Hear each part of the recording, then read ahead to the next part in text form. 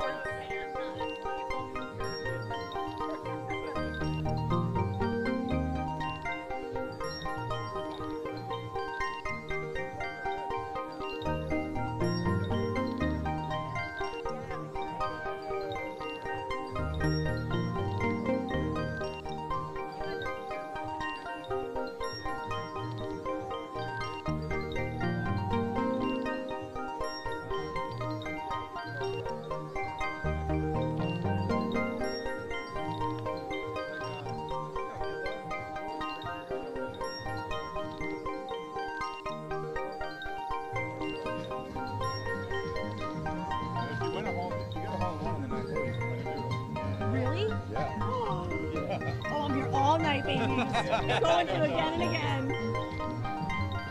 Try and get that one. It's very hard. Very hard. And you know, they actually, you'll see, it's not even possible. Like, good. Yeah, no, it's good. When is it officially open? Right now? Yeah, yeah, yeah. Well, I thought we were going to Yeah, you can, but doodle holders you need to be timed. So that having like the line. But you can. Yeah, you know, it's interesting when people talk about utility because it's like, you know, South by Southwest and Art Basel are literally two of the biggest holders in the world. And utility is really like people that care, and this is one aspect of it, but most of us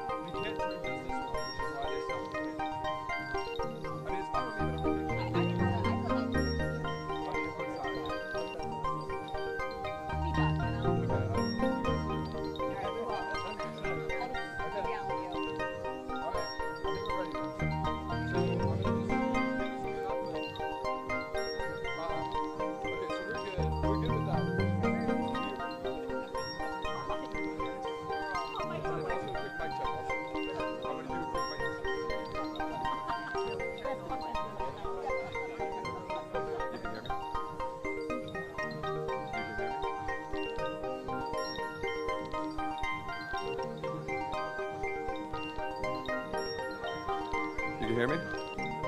You got me? Are you ready for them? Each of you just say something in the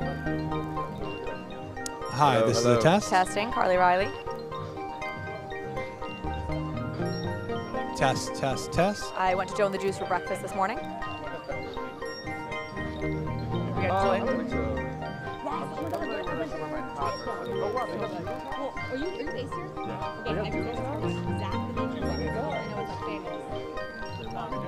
Hello, hello. Okay, they're good? Zach the Baker. All right.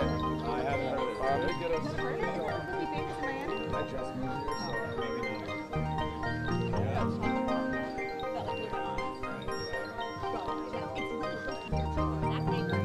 We're opening our office not far, so I work here. there's a lot of dangerous stuff. Where were you before? Los Angeles before that. New York. Yeah.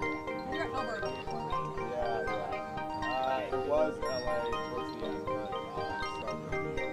We moved everybody else out there. Yeah, I missed that.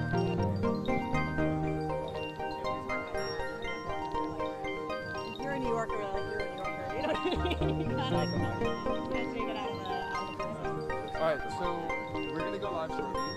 We're going to get a 514 script from our cameraman here, which I think should come quite soon. Love it. You guys ready?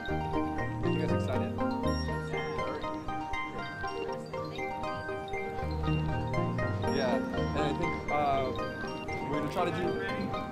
Yeah. Yes, sir. We'll try to do a quick walkthrough of the space after so you guys can see it inside. We did the reverse. We should have walked through first, then we could have raised the back.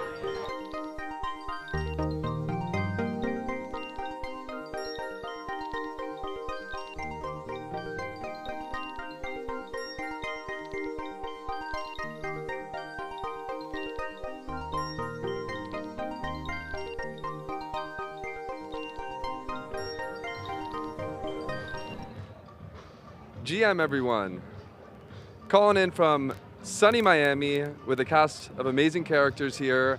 I'm Stevey, I'm head of community at OpenSea. We have a couple of us here on the OpenSea side, a couple amazing creators, builders within the industry. Maybe Hart, I can kick it over to you for a quick intro and we'll come down the line here. Thanks, Stevey. We're grateful. I'm grateful to be here. My name is Hart, a one-of-one artist turned into a PFP artist, turned into a DGen, all mixed in one. Very thankful to be here in Miami. So thank you, Stevey. Hi folks, I am Reilly. I am the host of Overpriced Jpegs, which is a podcast about NFTs, the metaverse, Web3 through Bankless HQ. We also have a great big newsletter where we cover the space, so if you don't know us, go check it out. Hey everyone, my name is Julian. I'm the CEO of Doodles. Hey everybody, I'm Shiva, and I lead product and design at OpenSea. Hey everyone, I'm Anne, and I run a lot of our operations teams at OpenSea. Super excited to be here with the squad. Before we really dive into it, as I mentioned, we're calling in from sunny Miami. We wanted to prove that we weren't on a green screen by properly sitting in the sun. And we're here for Art Basel week. So Julian, maybe I'll pass it to you first. I wish the audience here could see the rest of the backdrop. We're here at the DoodlePutt event. A lot of magic that they've created here. Julian, maybe you could tell us a bit about DoodlePutt and what you guys are cooking up here this weekend. Yeah, absolutely, thank you. So DoodlePutt is an immersive experience that's going to bring people into our world. And we really believe in the idea of bringing people from virtual experiences into physical experiences, bringing community together in real life, so when they actually engage with each other in these social and virtual environments after they leave, they remember that kind of magic of being together in real life, because there's nothing quite like that. And we don't want it to just be, kind of a hangout. We really want it to be a really immersive experience that makes people really happy. We want people to leave here with the same look that my kid leaves when he, gets out of Disneyland. It's joyful, it's incredible. You're gonna see a 10,000 square foot immersive golf course. There's all these different benefits for holders.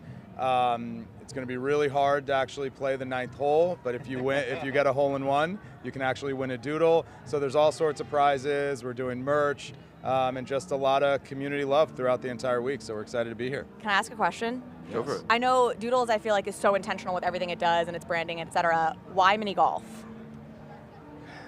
That is why, because nobody really expected it. But if you think of the family night out, think of kind of all this, what do you do on a weekend these days, like coming out of the pandemic, like if you want to take your friends and family somewhere, like you're not really going to Dave & Buster's anymore, Chuck E. Cheese's, these things are kind of getting stale, but immersive experiences are really on the rise. Think like the Van Gogh experience, the Camp Toy Store, like doing an immersive mini golf experience, like that can kind of put like the family bowling night out to shame, or like the, go paint with your friends with a couple cocktails. Like that's really the idea. So we, you do this whole mini golf experience. It's something that everybody loves to do. It's so casual, and you bring them in the world of Doodles to do it. That can elicit some joy. I love it. I'm such a mini golf fan. I don't even know what a doodle, so I'm not trying to like hype you up for no reason, but I love mini golf, so I'm stoked about this.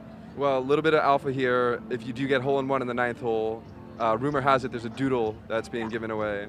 There's a doodle being given away. I really hope we get a lot of winners. It would be, nothing would make us happier.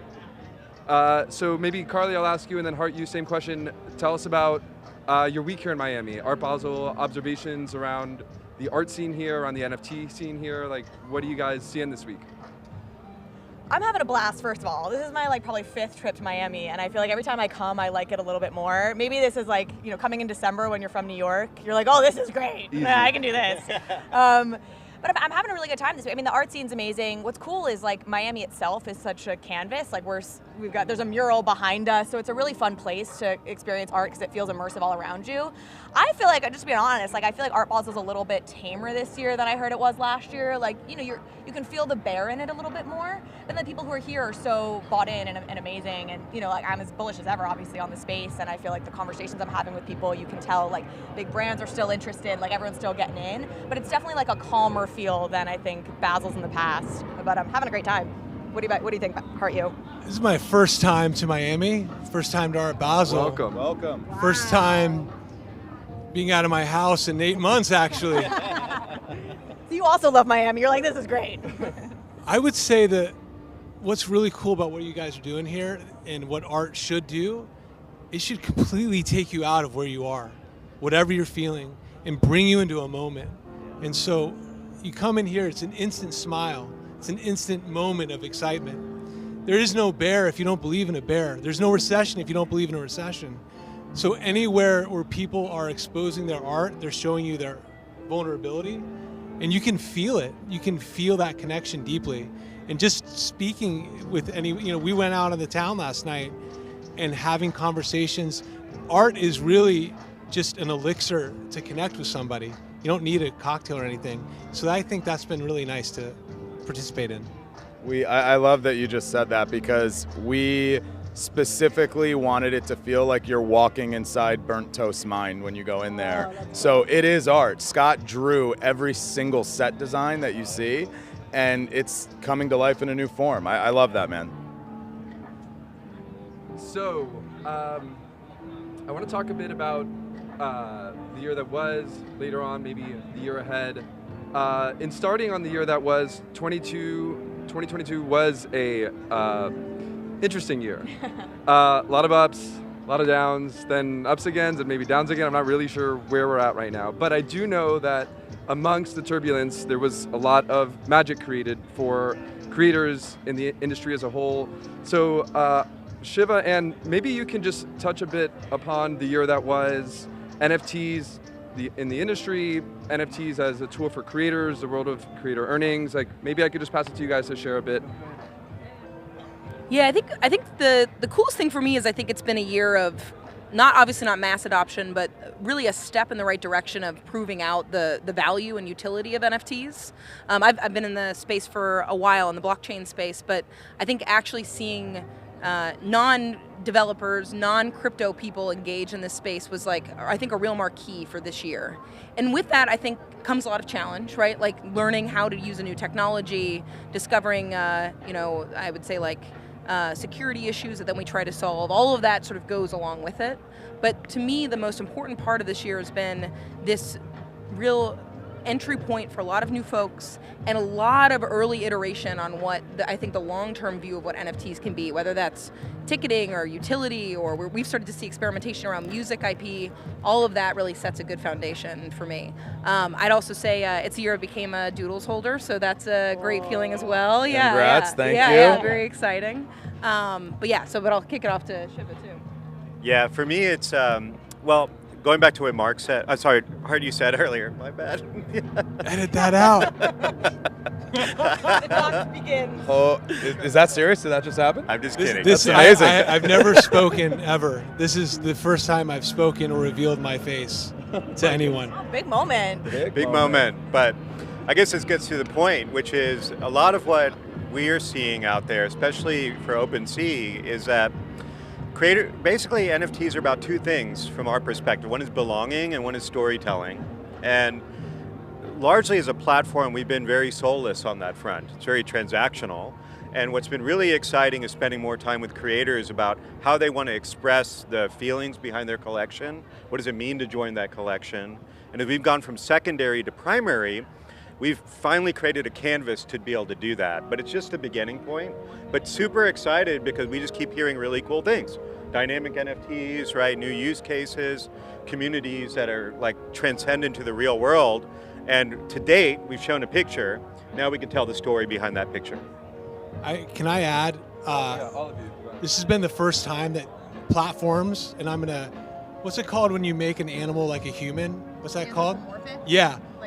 You guys have had to anthropomorphize yourself and share us your values. And so thank you for standing up for royalties. And I know that was probably not an easy decision, but it was the right one. I mean, from my biased artist perspective, X2Y2, followed suit, and hopefully others do too. Blur, I think, as well, right? Partially. Partially followed suit. All right. TBD. Still, there was movement in that direction after OpenSea, so good movement. It changed the business incentives, right? Because the incentive clearly before was to go to zero, and now platforms are saying, okay, if we go to zero, we're going to miss out on a whole bunch of future projects. So now the business incentive is to not go to zero, and that's a huge shift. Anything else you guys want to add on 22? I'll say, it's interesting you mentioned soulless, and I think increasingly my thesis on NFTs is like we're in this attention economy. Every creator, brand, everything is just trying to get your attention. And I think against that backdrop, that's where NFTs are this really powerful tool. Because I think what we've seen historically and in the early phase, especially 2021, that was a very value extractive thing where, hey, we're gonna try and get your attention with this NFT and you give us money and we're gonna monetize you that way. But that can't last, obviously. And the long tail of this is it's value creation. That is why you're allowed to value extract, whether you as a brand or a creator extracting because people are buying your NFTs or because they're buying your lattes and your t-shirts because they feel closer to you because you're creating a curated experience for them as a holder and you're not even monetizing the NFT. And I think that's the shift that's starting to happen. I don't think we're entirely there yet, but I think 2022 is the year where folks we're like, all right, we're going to try to figure out how to do the value creation side of this, and we'll start to see more of that value creation in the years to come. And as opposed to just let's just take from holders and try and soak everything we can out of it. So I feel like that goes in line a little bit with putting the soul back into things. And again, how do we create these experiences, not just kind of monetize? Yeah, and I actually like to kind of draft off that point about value creation. The space went through a really important inflection point where I don't want to say that it had to grow up, but it really needed to evolve and mature because what was happening was really not sustainable. And a lot of people weren't in things for the right reasons. Yeah. A lot of people didn't actually have a plan. So what you saw is that the ones that did and the ones that were really able to organize have a really interesting opportunity ahead of them. And while it's obviously been difficult for a lot of people and we empathize with that, a brand like Doodles is positioned incredibly well because we've actually structured things where we can actually deliver value and create. And this is just one example of that, but the things that we're doing across a number of different verticals, we're actually going to be creating on-chain experiences that connect to a lot of different things and a lot of areas that we spend time. Streaming television, streaming music, social, these live events, physical, retail, etc. And all of that stuff we kind of look at as like a funnel. So there's going to be a top of the funnel where people are really just interested in the brand and they like it and they want to consume it just like they would consume any kind of Web 2 focused brand. But then the deeper you go down the funnel, the more interesting it gets. And then at the bottom of that funnel is the original collection. It's our OG holders. And we kind of look at that as like the Black Card membership of the Doodles ecosystem. So you get access at things like this. When we eventually do an event in Tokyo, you're able to get access there. When we do a movie premiere, you're going to get access there. You're going to get new, product opportunities that other people aren't going to get. You're going to get things like the duplicator. And it's really important to know that we're all just starting to build an ecosystem that actually has real utility for somebody. It takes a lot of time. And if you're paying attention, you can see the brands and the companies that are not trying to hype everything through some sort of veil. Like, you're kind of out in the open talking about what you're doing. It was funny, like we get a little, we get a lot of flack about not, being too active on social media.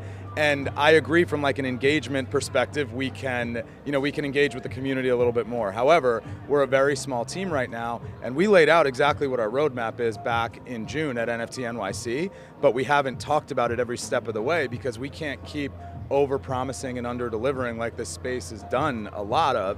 So for us, it's really gonna be about like, when you see what is happening, this is the start of a major run. And I don't mean a financial run, I just mean a major run of like product and announcement and updates and things like that. The community is going to feel really good, and I think companies and brands that are trying to do things not necessarily in a similar way, but are really thinking long term, are going to be the ones that really bring the space back, and that'll ultimately be what I see, kind of the future to look like. I'll just add, there's always room for excellent work. And it's always time for excellent work. It's okay that you guys don't say much on Twitter. It doesn't matter if you do this. Thank you.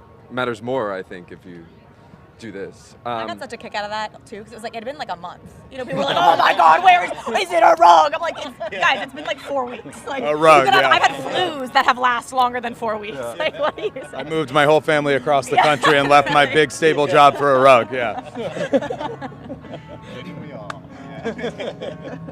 And I think I want to expand a bit on Julian's point in the end there. There was a time earlier this year where people were in it for the wrong reasons. Things were moving pretty quickly. There were rugs.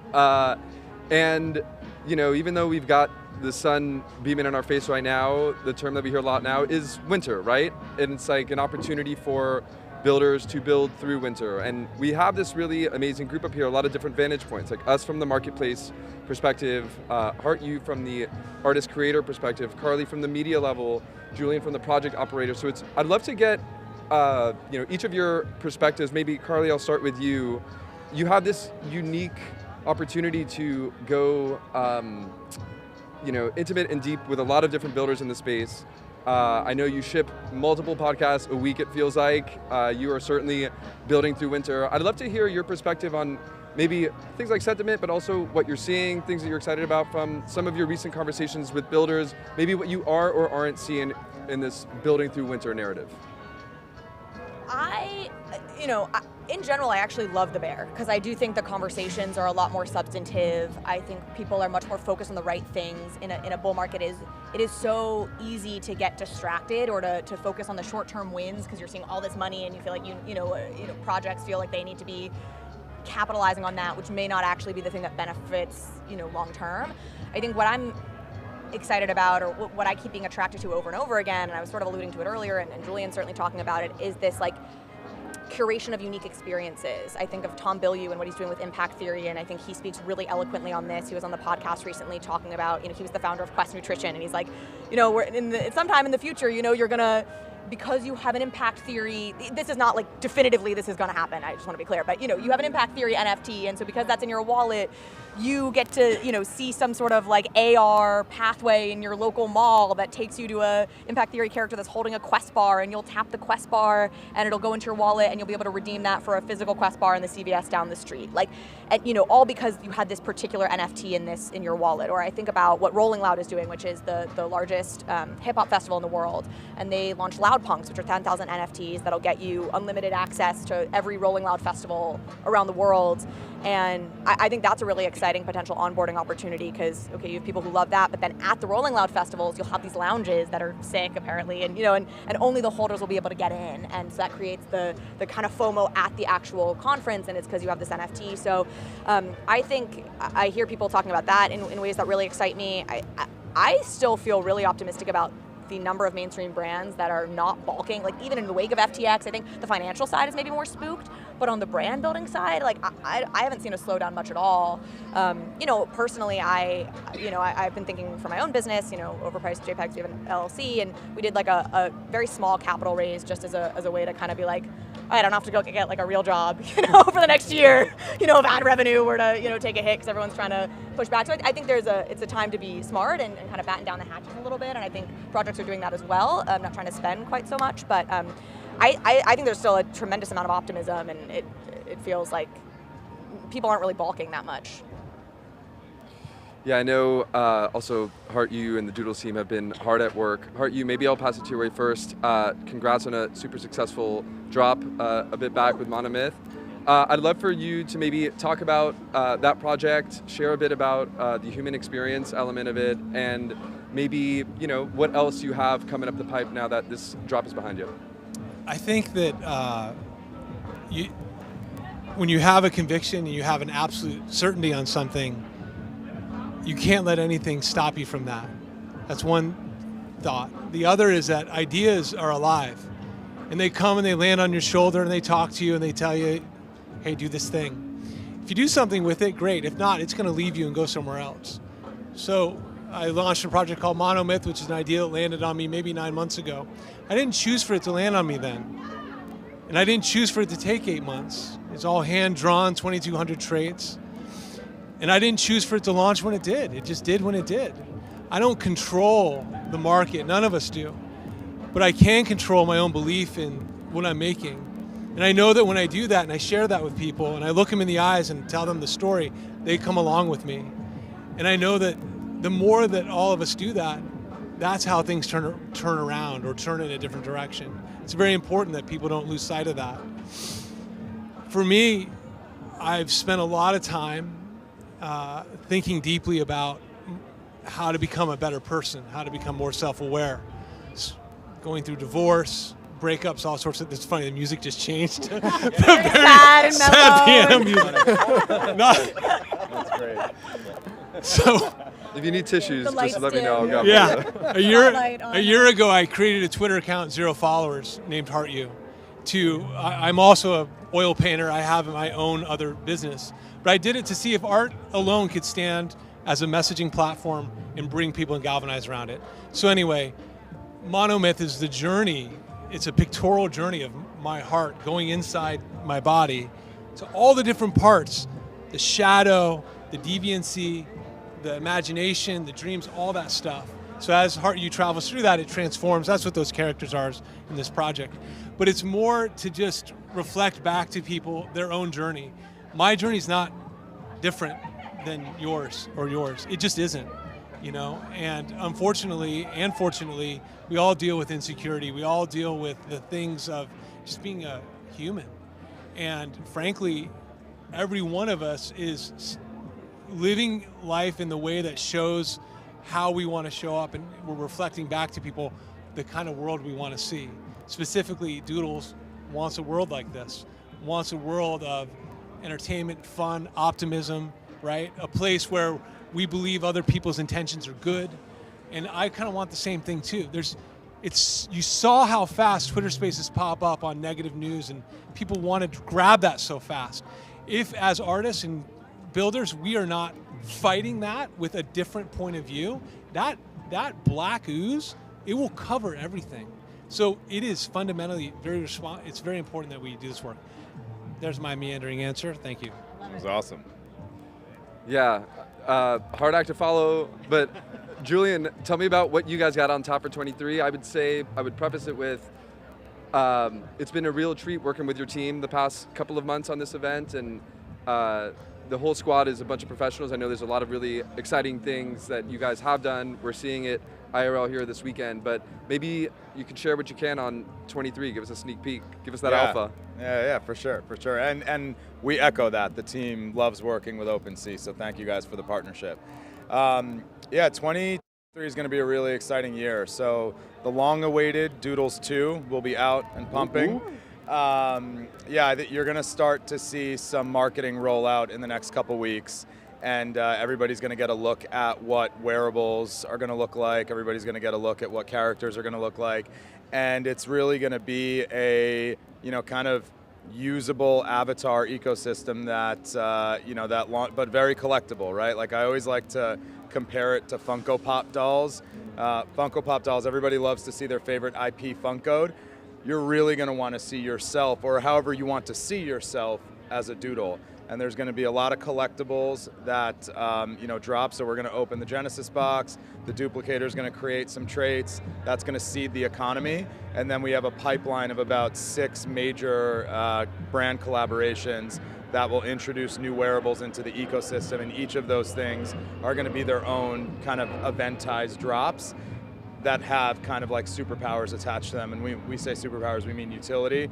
So things like being able to burn a wearable and then ultimately using that to go get the physical a few months later, and then using that physical distribution and retail, bringing new people into the space. Like Doodles is really gonna try and be like a Trojan horse to onboard new people into Web3 without them fully knowing that's what's happening. All you know is that you're engaging with content or buying products in areas that you love, like, I don't know, if you're gonna go to a BBC ice cream store or Target and you buy a product there, and then there's an onboarding experience through that unboxing, and there's a really easy digital asset that you can claim in the Doodles ecosystem. You brought people in just because they loved the brand, and now you have a chance to actually educate them, and what we like to say, push them deeper down the funnel. So you're going to see a pretty big brand collaboration pipeline. You're going to learn a lot more about the roadmap and how we're building what we say we're going to build. And you're probably going to start to see the first kind of narrative episodic storytelling midway through the year. So there's a lot of exciting things coming, none more than Doodles 2 dropping very, very soon. Well, I'll say what a breath of fresh air this is. I'm fresh off of a week of Thanksgiving dinner with my family, asking about what's happening in crypto, what's happening in NFTs, what's happening in FTX, to be amongst a group of real builders that are sticking it out. It's like inspiring for all of us on the team. Shiva, Ann, I'll pass it to you. Let's share a bit about maybe what's on tap for 23 for OpenSea. I know we've had the conversation around things like primary drops that they're doing. Maybe we could share a bit about that, about creator fees from the past year. Let's see what you got. All right, talking about the future, the main thing for us is we've been a secondary marketplace moving into primary. And that means better storytelling, that means better allow list management, that means access for anyone to use this platform, and hopefully plug in things from the ecosystem to make that platform better, right? We don't want it, full stack as an advantage if you need it, particularly for small creators, but an ecosystem is better, and that's why we're in Web3. So interoperability is really important on primary. But some of the stuff we're looking for is real feedback. What mechanisms matter? What storytelling matters? Should we lead with video? Should we lead with more basic wallets? That type of stuff is really important as we onboard people. I think one beautiful thing about the winter is that constraint breeds creativity. We all know that. But it also forces us all to focus on what really matters. And too much money in the system can distract you with so many different things. For us, we're leaner, but we're executing better than we ever have, and I think that's important. So that's on the primary side. The other things that are important is discovery. Right now, if you go to OpenSea, we have to decide who do we serve and how can we bring this stuff to life that isn't just images and collections, but our experiences. So you'll see us verticalize into gaming, into art, and a few other categories, and go deeper, full stack there. So this means from the browsing perspective and search, all the way down to how do we render a page that's dedicated to one-of-ones versus one that's dedicated to a game. And so we're going to go in that direction pretty deeply. We just announced something really recently to get feedback on that, but that's going to be exciting too. And then the core marketplace, well, we got to still serve everyone out there, and that means more power user features, better way to look at your portfolio, bulk listing and management and things like that.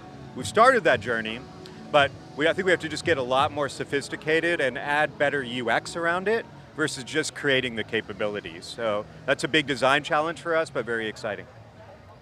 Yeah, I'll add the less sexy part, right? Which is one thing that matters a lot for us also is trust and safety, and just making sure that our platform is a place people can go that they know what they're buying, they're getting the thing they want to buy, they can feel safe about doing it. And so I think 2022 was a year for us of really building a lot of the foundational work. We set up a lot of technological solutions to identify copycat images, to work on theft. I think you'll see more of that in 23, but also more ecosystem plays across the board. We've started to work really closely with a number of wallet providers. We're sharing a lot more of the data that we're capturing. I think we have a really unique position in the space on how we see these issues happening.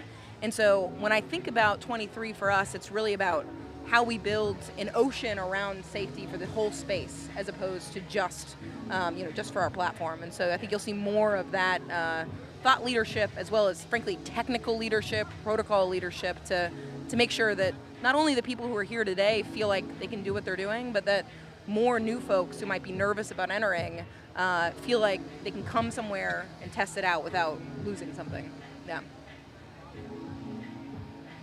I want to start to wrap us up here.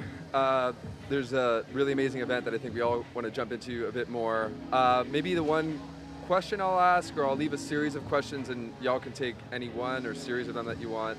Maybe share what you're most excited about in the year ahead, industry-wide, ecosystem-wide. It could also be project or individual specific. Don't be shy to shill if you'd like, but also industry, ecosystem, or bold predictions that you might have for the year ahead, or any parting ways as we hopefully put the bow on a up and down year, and as we continue to step into a new year in an ever quickly evolving space.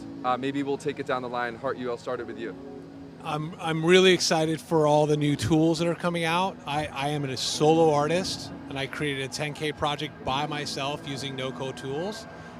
So I think more of this is going to be out there for people. So that's number one. And then the second thing I think I would say is I'm deeply excited for normal people, the normies, to come into this world, right? So using words like digital collectibles, in real life activations that kind of you don't need to say it's an NFT, it doesn't need to be on crypto. I'm really excited for it to be just normal.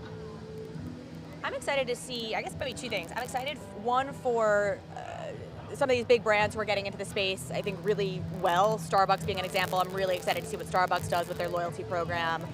Even your Reddits and Instagrams, like, whatever people might feel about Meta, like, it's a boon to the space to have these big platforms doing this, and doing this in a way that feels serious, that doesn't feel like we're trying to get money from a bunch of rich Web3 people. Like, they're not using the words NFT. They're mostly using journey stamps or digital collectibles or digital creations or whatever, which to me signals like we're not just trying to get money from people who are here. We're really trying to start to onboard some new people. So I'm excited to see that play out. I mean, what Nike's doing, .swoosh, like, they're also not using the term NFT. So I look forward to that. I look forward to all these people who like hate NFTs or think they hate NFTs, like secretly having NFTs, and then we all get to at some point be like, by the way, you got an NFT now. You who hated it so much. The other thing, which I didn't mention earlier as we were talking about stuff, but like the not to use the word phygital, but like, kind of physical back to digital stuff. I think what G-Money's doing with that is really interesting. And as we start to almost get more like liquidity in the physical world because of these like digital assets, and you said we could chill, so I'll say we launched something called Overpriced Gin, which is a gift we sent to all of our past guests and friends of the pod and things, which was like an NFT that's backed by a bottle of gin. And we're probably gonna, sell, I think, a couple hundred of them as well. And that's been really fun to play with, is like, and I think spirits are a really cool NFT model because they are collectibles and you can do really cool art on the bottle. So those would be my two for 2023. So I really like what you said earlier about, like, it's only a bear if that's how you feel, right? And I think one of the coolest things that emerged in the last few months is, like, you really started to see who your real community is, the people that kind of identify through the brand and create through the brand. And that is something that we're really interested to see evolve. And when you start to layer on kind of like that, the idea, like the term NFTs, the term blockchain, like those are infrastructures. They're not, they don't categorize, a thing that you do, right? Like, we don't say, I'm gonna go watch an MP4 on Instagram right now. You just watch a video. So the idea that, like, once the user experience just becomes really seamless for, the end user, that it's just going to work and people aren't really going to necessarily need to care whether it's on the chain or not. But you start to realize, like, what the blockchain can do and the generational shifts that are coming. Like, the thing that we really love is the provenance that exists on the chain.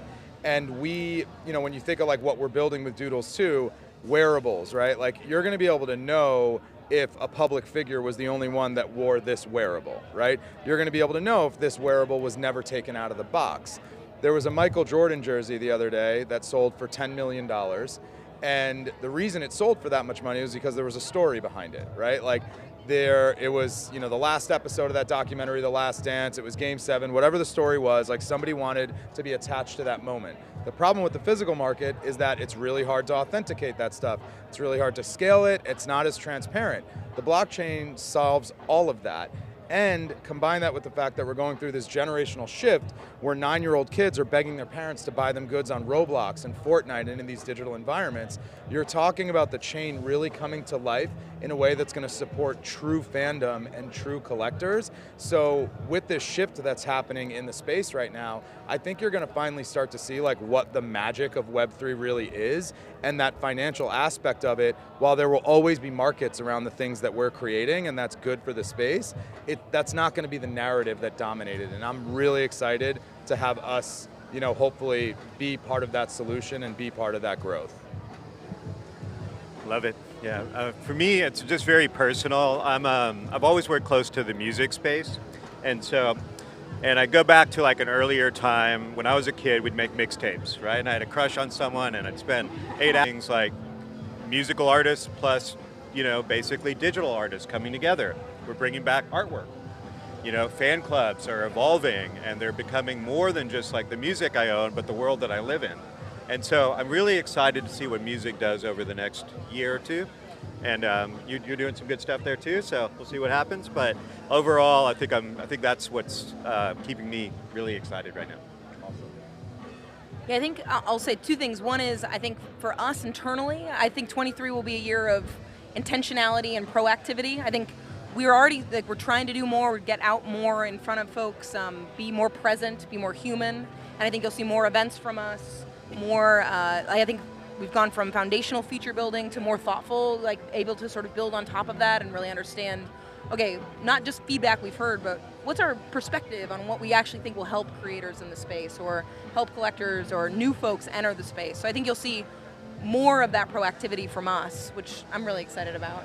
And then I think on the ecosystem side, I'm just really excited to see more experimentation and substantive experimentation. I think we are seeing more of this sort of music, interesting music stuff, interesting play around with utility, interesting play arounds with IP and how you own, different IP standards that are coming out. And I expect 23 will be a year where some of that solidifies a little bit.